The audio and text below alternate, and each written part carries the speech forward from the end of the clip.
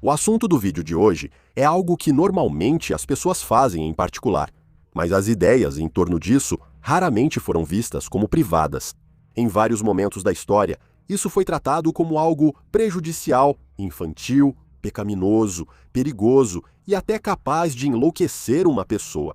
O estranho não é só que as pessoas acreditavam nisso, mas o que ocorria quando levavam essas crenças a sério. Talvez seja útil começar com uma breve explicação do que se entende por masturbação. Simplificando, refere-se a uma forma de explorar o próprio corpo. Hoje em dia, geralmente se entende que é uma parte normal da sexualidade humana. No entanto, historicamente, as atitudes eram bem diferentes. Houve períodos em que médicos, figuras religiosas e defensores da moral acreditavam que a prática poderia causar sérios danos, tanto ao corpo quanto à mente. Na Grécia Antiga, o ato de explorar o próprio corpo frequentemente era alvo de piadas e ridicularização. Escritores e artistas gregos às vezes associavam a prática a escravos, estrangeiros e sátiros, criaturas míticas que representavam a fertilidade e a busca pelo prazer. O ato não era considerado pecado, mas geralmente era visto como piada grosseira, feita apenas pelos membros mais baixos da sociedade e por quem não tinha autocontrole. A visão sobre a autoexploração refletia atitudes da sociedade grega, onde relações íntimas eram entendidas em termos de papéis ativos e passivos. Para os homens em particular, a masculinidade e o status social estavam intimamente associados ao papel ativo. A masturbação, por ser vista como passiva, às vezes era tida como algo que enfraquecia a masculinidade ou representava a autoemasculação. No entanto, havia pessoas que rejeitavam essas normas sociais. Diógenes de Sinope, segundo relatos, praticou o ato em público em um mercado e comentou que era uma pena que a fome não pudesse ser aliviada esfregando o estômago da mesma maneira. Mas Diógenes dificilmente se importava com a opinião da sociedade sobre ele. Toda a filosofia dele era baseada em rejeitar convenções sociais, então fazer isso em público era perfeitamente adequado para deixar claro seu ponto de vista. A visão romana sobre o prazer solitário era praticamente a mesma. Os romanos davam grande valor ao autodomínio, em linha com a filosofia estoica. O desejo sexual não era considerado errado, mas praticar esse ato era visto como sinal de falta de autodisciplina e de autocontrole. Era considerado um ato praticado por homens de baixo status. Homens ricos podiam ter relações sexuais com escravos ou outras pessoas que ocupavam uma posição inferior na sociedade, e isso não era considerado vergonhoso da mesma forma. Na visão deles, não havia parceiro para dominar, nenhuma conquista e nenhum status social a ser reforçado. Você estava simplesmente se satisfazendo. Um dos argumentos históricos mais influentes contra o alto prazer veio da história bíblica de Onã em Gênesis. A história descreve Onã sendo ordenado a ter relações com a viúva de seu irmão para gerar um descendente, mas, em vez disso, ele deliberadamente impede a concepção e derrama seu sêmen no chão. Deus então o mata por isso. Por séculos, essa história foi interpretada como uma condenação divina do ato, que acabou ficando conhecido como onanismo. No entanto, a história em si não trata de prazer próprio. A ofensa de Onã estava relacionada à sua recusa em cumprir sua obrigação familiar. Apesar disso, gerações posteriores transformaram a história em um dos argumentos religiosos mais duradouros contra essa prática. Preocupações semelhantes surgiram, por motivos bem diferentes, em algumas tradições da medicina tradicional chinesa e da filosofia chinesa. Central para essas crenças estava Jing, frequentemente traduzido como essência, que se acredita contribuir para a vitalidade e a saúde da pessoa. Como os fluidos reprodutivos estavam intimamente associados ao Jing, algumas tradições incentivavam os homens a limitar a ejaculação para preservar sua força e longevidade. Então isso tinha menos a ver com pecado moral e mais com as supostas consequências físicas de perder essência sexual em excesso. A virada mais importante na história ocidental desse ato ocorreu durante a década de 1710. Um panfleto intitulado The Heinous Sin of Self-Pollution combinava ensinamentos religiosos e afirmações médicas para associar a masturbação a distúrbios físicos e psicológicos. Ele repetia todas as teorias de que o sêmen era um recurso precioso contendo energia vital que o corpo não podia se dar ao luxo de desperdiçar, e essa noção ganhou força. As pessoas começaram a acreditar que, se um homem ejaculasse em excesso, ele poderia gradualmente se esgotar. Então veio Samuel Augusto Tissot, um médico suíço que levou o argumento consideravelmente mais longe. Em 1760, ele publicou Le Onanisme, uma obra médica dedicada ao alto prazer. Nela, ele argumentou que o ato causava todo tipo de distúrbios, transformando uma preocupação moral em uma questão médica. O ato era responsabilizado por fraqueza, doenças nervosas, impotência, epilepsia, depressão e até insanidade. Tissot descreveu essas pessoas como fracas, emagrecidas e fisicamente exauridas por seus próprios hábitos. O que antes era em grande parte uma questão de moralidade, agora estava se tornando uma questão de medicina. Você já não era só um pecador. Agora você podia ser um paciente e ser submetido a tratamento médico.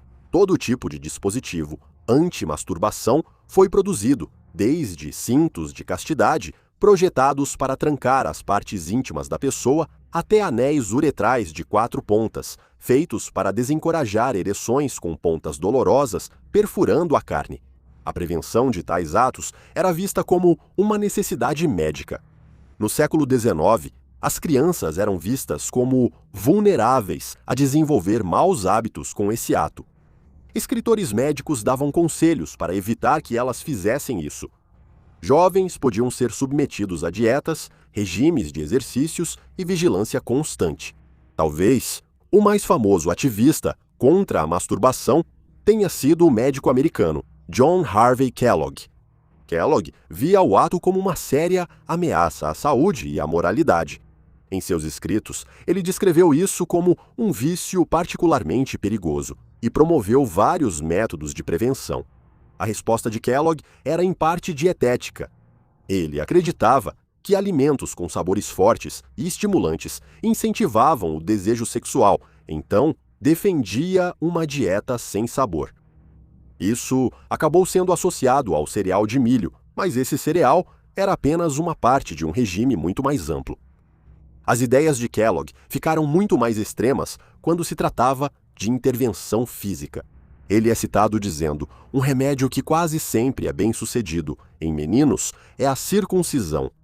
A operação deve ser realizada sem a administração de anestesia, pois a breve dor causada pelo procedimento terá um efeito sobre a mente, especialmente se estiver associada à ideia de punição, como pode muito bem acontecer em alguns casos. A dor que persiste por várias semanas interrompe a prática e, se ela ainda não estiver muito enraizada, pode ser esquecida e não retomada.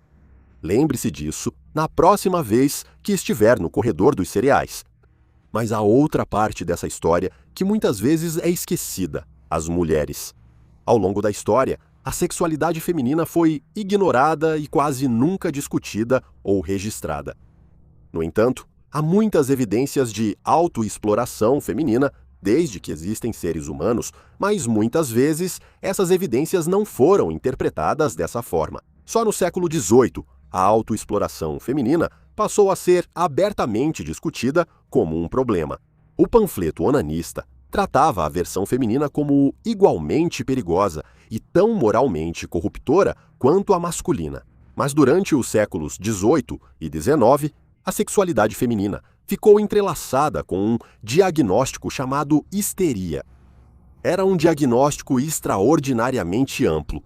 Ansiedade, insônia, irritabilidade, excitação sexual e todos os tipos de comportamentos que os médicos tinham dificuldade em explicar podiam ser colocados sob esse diagnóstico abrangente. E o autoprazer era visto como um sintoma desses distúrbios, em vez de um comportamento comum. O ato podia, na verdade, ser um dos motivos para os médicos considerarem alguém insano. Nunca era realmente suficiente, por si só, para justificar a internação, mas, uma vez dentro de um manicômio, pacientes que praticavam o ato podiam enfrentar punições e até intervenções médicas. Os pacientes eram submersos em água gelada ou recebiam enemas de água fria para esfriar suas emoções e desejos. Sedativos eram usados para entorpecer os sentidos do paciente e fazer com que ele não pudesse mais praticar o ato, mas esses eram alguns dos tratamentos menos perturbadores. Os médicos aplicavam misturas ácidas na pele das áreas íntimas numa tentativa sombria de tornar o ato o mais doloroso possível. A lógica por trás disso era assustadoramente simples. Se o ato não pudesse ser interrompido pela persuasão, então a dor poderia pará-lo. Há até exemplos sombrios de pacientes do sexo feminino que tiveram seus clitóris removidos. O médico britânico Isaac Baker Brown era um grande defensor dessa cirurgia como cura para a histeria e epilepsia, todas condições que ele acreditava serem causadas pela masturbação. Muitas dessas cirurgias eram realizadas sem consentimento das pacientes ou de suas famílias.